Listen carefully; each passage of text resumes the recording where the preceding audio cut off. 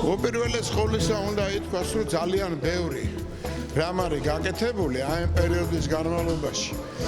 სამი მიმართულებით ეს არის დევნილებისათვის გალის რაიონში თვითონ არსებული მდგომარეობის ძალიან მძიმე მდგომარეობის მიუხედავად აქაც ბევრია და რეფერალური მომართვები, რომელიც ოკუპირებულ ტერიტორიიდან გადმოსულ ადამიანებს ეხმარება, რომ ჯანდაცვის სერვისები მიიღოს.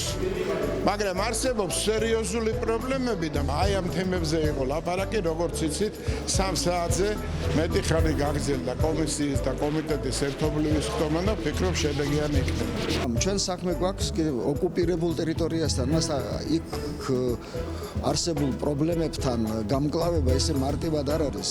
ჩვენ ხშირად გვავიწყდება, რომ ეს ტერიტორია არის ოკუპირებული, რომ ის არ კონტროლდება ეს ტერიტორია და ჩვენ იქ ვახორციელებთ ძალიან სერიოზულ პროგრამას, პროექტს, ჯანდაცვის პროექტს, ჩვენი მოქალაქეების დახმარების, მათი გადარჩენის პროექტს ფაქტობრივად, რომელსაც უამრავი დაბრკოლება ეღობება წინ და ყველაფერ ამაზე დღეს იყო აქ საუბარი. ძალიან მნიშვნელოვანი შეხვედრა შედგა დღეს, იყო ერთობლივი შეხვედრა კომიტეტისა და კომისიის, რომელიც ეხებოდა ოკუპირებული ტერიტორიის პრობლემებს, იქ მაცხოვრებელ მოსახლეობის ყოველდღიურ პრობლემებს.